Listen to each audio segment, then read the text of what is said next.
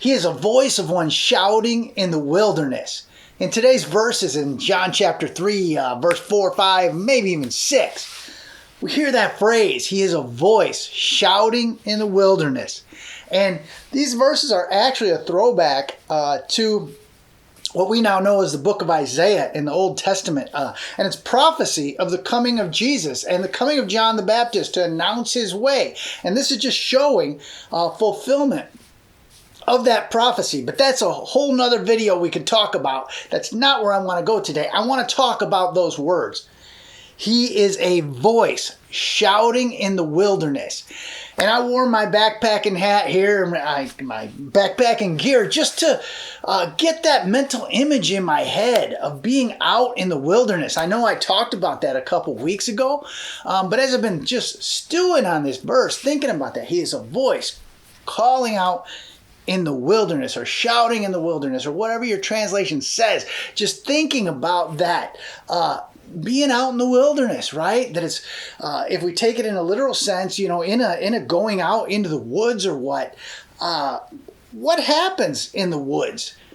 A lot of times people get lost. They're out in the woods doing what they think is going to be just a normal day, and then somehow they get twisted and turned around. And I want you to paint that mental image of that despair, that loneliness, just that place where, man, you got off track and you don't want to be there.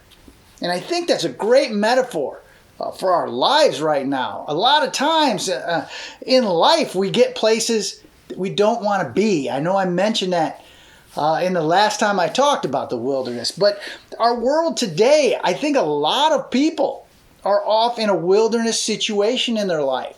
They're out alone. They're confused and they don't know what's going on. So getting back to that analogy of being in the woods and being lost and turned around. And I mean, you just can imagine how scared you are and you have no idea really which end's up or what's going on. But then you hear a voice shouting in the wilderness. What does that do to you? Yeah, you're going to get hope, right? Somebody's coming to save me. Something's going on that I'm going to be out of this messed up situation soon. And that's exactly what John the Baptist is right here at this point in the Bible. He's that voice of hope crying out to the lost to say, hey, prepare the way. The Lord is coming. You're about to be saved, which is awesome. So let's take that to our lives now, right? Many of us have been saved. We've already met Jesus. We're out of that hopeless situation.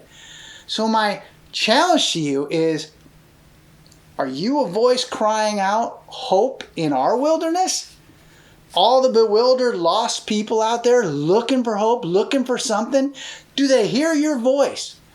Do they hear love in your voice? Can they meet God through you? How are you interacting with others in this world to be like John the Baptist, preparing the way of the Lord in others people's lives, that they might come to know him the way you do, the way I do, the way everyone longs to deep down inside, to have that relationship with God, to get rid of that empty feeling inside of us. So again, I just invite you, after you listen to this, spend a couple minutes with your eyes closed and imagine that wilderness scene with people lost out there, and they're just looking for hope. They're looking for a sign that someone's coming to meet them right where they're at in their lost and loneliness and show them the way out of the wilderness. We'll catch you next week on Wednesday Wisdom.